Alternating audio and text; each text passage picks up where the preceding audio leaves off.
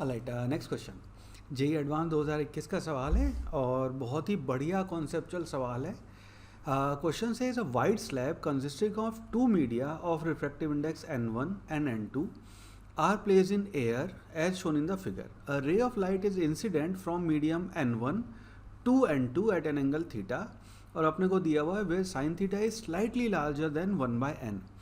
Take refractive index of air as 1. Which of the following statement is or are correct? पहला है ray enters air if n2 is equal to n1. Light ray is finally reflected back into medium of refractive index n1 if n2 is less than n1. Light ray is finally reflected back into medium of refractive index n1 if n2 is greater than n1. और चौथा option है light ray is reflected back into the medium of refractive index n1 if n2 is equal to n1. Now इस सवाल को solve करने से पहले कुछ बेसिक्स मैं आपको रिवाइज करवाता हूँ. तो से फॉर एग्जांपल ये मान लीजिए आपकी कोई सरफेस है, ये नॉर्मल है और ये आपकी रे यहाँ पे लेटस से आई एंगल पे इंसिडेंट है. इस मीडियम का रिफ्रैक्टिव इंडेक्स n1 कह लेते हैं, इसको हम n2 कह लेते हैं और ये आपका डेंस मीडियम है और मान लीजिए ये आपका रेयर मीडियम है. ठीक है, रेयर है यानी कि हम ये कहना चाह रहे हैं कि n1 is greater than n2. Now इस सिनेरियो में आपकी रिफ्रैक्टेड रे जो होएगी that will be away from normal. ये आपका एंगल r यहाँ पे आएगा, ये आपकी रिफ्रैक्टेड रे. अगर हम यहाँ पे अपना स्नेल्स लॉ अप्लाई करें so we can say n1 sine i will be equal to n2 sine r, यानी कि आपका साइन r जो है that will be equal to n1 divided by n2 multiplied by sine i. Now इस case में ये बात अपने को पता है, TIR का कॉन्सेप्ट अपने को क्लियर है कि अगर आपका एक क्रिटिकल एंगल यहाँ पे होएगा, मान लीजिए एंगल C है, उसके लिए ये वैल्यू आपकी 90 डिग्री हो जाती है, रिफ्रैक्टेड रे यहाँ पे आ जाएगी. तो उस केस में साइन R की वैल्यू जो है वो साइन R की वैल्यू 1 हो जाती है, यानी कि R आपका 90 डिग्री होएगा. यानी कि n1 by n2 sign I जो है, मदर नेचर का रूल है कि साइन जो है, इसको मैं यहाँ लिख देता हूँ, साइन जो है that should always be less than और इक्वल टू 1. तो इस साइन की value n1 by n2 multiplied by sine i ये कभी भी 1 होने की कोशिश, 1 से ज़्यादा होने की कोशिश करेगी तो आपका TIR हो जाएगा. उस केस में रे आपकी यहाँ पे आ जाएगी, टोटल इंटरनल रिफ्लेक्शन आ जाएगा. ये आपका कॉन्सेप्ट है जो इस सवाल में अप्लाई हो रहा है. एक एक डेढ़ पेज के इसके सोल्यूशन है नहीं. कुछ लोगों ने इसके एक दो पन्नों के 3 पन्ने के सोल्यूशन दे रखे, उतना है नहीं. सिंपल कॉन्सेप्चुअल सवाल है, इसको ऐसे समझना.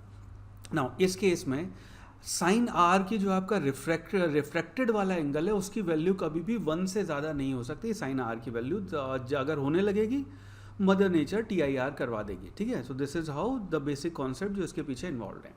नाउ इसके लिए हम ये करते हैं, तो पहले मान लीजिए ये n1 है, n2 है, अभी इन कंडीशंस पे नहीं जा रहे. n1 है, n2 है और ये एयर है जिसके n की वैल्यू आपकी 1 है. ठीक है, n0 कह लेते हैं इसको. तो इस केस में यहाँ पे मान लीजिए रे आपकी ऐसे रिफ्रैक्ट हुई and let's call this angle R1 और ये फिर नॉर्मल है यहाँ पे, उसके बाद रे फिर यहाँ रिफ्रैक्ट हुई, let's call this angle R2. ठीक, इस केस में अगर मैं स्नेल्स लॉ यहाँ पे दोनों जगह अप्लाई करूँगा तो पहली सरफेस पे जब हम स्नेल्स लॉ अप्लाई करेंगे,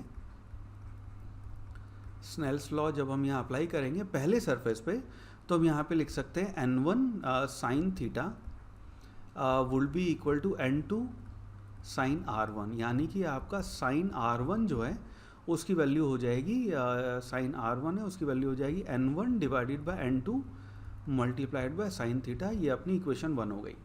ना उसके बाद मान लीजिए TIR नहीं हुआ, रे यहाँ पे गई है, ये अगर एंगल R1 है तो ये भी एंगल R1 होएगा, तो इसका एंगल ऑफ इंसिडेंट R1 हुआ, इसका R2 होएगा. ना स्नेल्स लॉ अगर हम यहाँ दोबारा अप्लाई करेंगे तो उस केस में हम यहाँ लिख सकते हैं sign of R2, Snell's law ऐसे लिख लेते हैं, 1 into sine of R2 will be equal to n2 sine R1. ना साइन R1 की वैल्यू यहाँ से इंसर्ट कर देंगे तो अपने को फाइनली ये मिल जाएगा sine R2 will be equal to, यहाँ कर लेते हैं इसको, ये आएगा आपका n2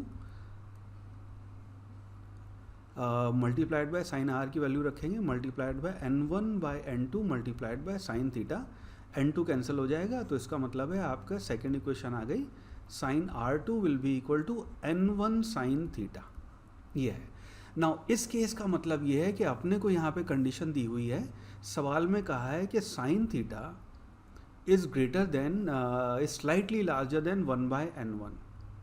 इसका मतलब ये है कि n1 multiplied by sine theta जब भी हम करेंगे तो इर्रेस्पेक्टिव ऑफ n2 की क्या वैल्यू है, n1 की क्या वैल्यू है, sine r2 will always be greater than 1। तो साइन r2 क्योंकि n1 साइन थीटा है, अगर रे इस सरफेस तक पहुंची तो यहाँ पे आपकी वैल्यू क्योंकि ग्रेटर देन 1 है, जो कि हो नहीं सकती, इसका मतलब ये है कि इस सरफेस पे एयर के जैसे यहाँ पे रे टकराएगी TIR आपका होगा ही होगा और लाइट आपकी रिफ्लेक्ट बैक हो जाएगी। ठीक है, ये पक्की कंडीशन है कि इस सरफेस पे हमेशा TIR होगा।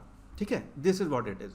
नाउ अब अपने ऑप्शंस इवेलुएट कर। नाउ ऑप्शन ए ये कहता है light enters air if n1 equal to n2। तो n1 n2 अगर बराबर हो गए तो इस सरफेस का कोई रोल ही नहीं है, लाइट यहाँ पे जाएगी। और यहाँ पे अभी हमने चेक किया इस केस से TIR होगा। अब अगर TIR होगा इसका मतलब है कि ऑप्शन ए आपका गलत है, it will not enter air. So ये आपका ऑप्शन सही नहीं है, ये ऑप्शन सही नहीं आएगा। नाउ बी की बात करते हैं, option B it says light ray is finally reflected back to the medium of refractive index n1 if n2 is less than n1। तो अगर आपका n2 जो है सेकंड केस में, अगर मैं सरफेस यहाँ बनाऊँ, हमें दिया हुआ है कि n2 is less than n1, तो n2 लेस देन n1 है, तो यानी कि ये आपका रेयर मीडियम हो गया और ये आपका डेंस मीडियम हो गया और ये आपका रे ऐसे आई थीटा एंगल पे।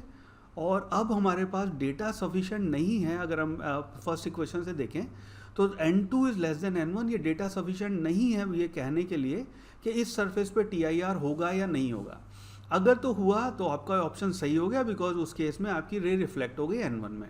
अगर TIR नहीं हुआ तो रे यहाँ जाएगी और डेफिनेटली यहाँ से तो TIR पक्का होगा। इसका मतलब है ऑप्शन बी आपका सही ऑप्शन हो गया, ऑप्शन बी सही है। ओके, ना ऑप्शन सी की तरफ देखते हैं। ऑप्शन सी कहता है light ray is finally reflected back into the medium और refractive index n1 if n2 is less than n1। n2 less than n1 का मतलब ये है कि अगर आपका n2 ग्रेटर देन n1, तो n2 ग्रेटर देन n1 का मतलब ये है कि ये आपका डेंस मीडियम हुआ और ये आपका n1 है, ये आपका रेयर मीडियम हुआ और रे यहाँ से आपके थीटा एंगल पे आई है, तो डेफिनेटली यहाँ पे तो TIR नहीं होगा और यहाँ पे हमें पता है पक्का TIR होगा। तो इसका मतलब फाइनली इट विल बी, तो यहाँ से TIR होके आपकी ऑप्शन सी में रे वापस यहाँ आएगी तो n1 पे फिर पहुँच जाएगी, यानी कि ऑप्शन आपका सही हो गया। Now let's talk about option D. Option D कहता है light ray is reflected back into medium और refractive index n1 if n2 is equal to n1। n2 n1 होने का मतलब ये है कि ऊपर ये भी एयर हो गया और ये दोनों ही सेम मीडियम हो गए, फिर दोनों एयर हो गए आपके। ठीक है, तो ये दोनों सेम मीडियम हो गए, तो उस केस में रे आपकी यहाँ से n1 मीडियम है, थीटा एंगल पे यहाँ आई है और पहले वाली इक्वेशन से हमें पता है कि यहाँ पे TIR पक्का होगा ही होगा, हेंस ये वाला ऑप्शन भी आपका सही हो गया। सो अगर स्नेल्स लॉ और TIR को आपको थोड़ी समझ है तो डेफिनेटली आप इस तरह से सवाल को समझ सकते हैं कि ऑप्शन ए सही नहीं है, it will not enter air, लेकिन बाकी सारी कंडीशन में it will eventually get reflected back to अपना मीडियम जो n1 है। हेंस आपका बी, सी एंड डी तीनों ऑप्शन सही हो जाएंगे।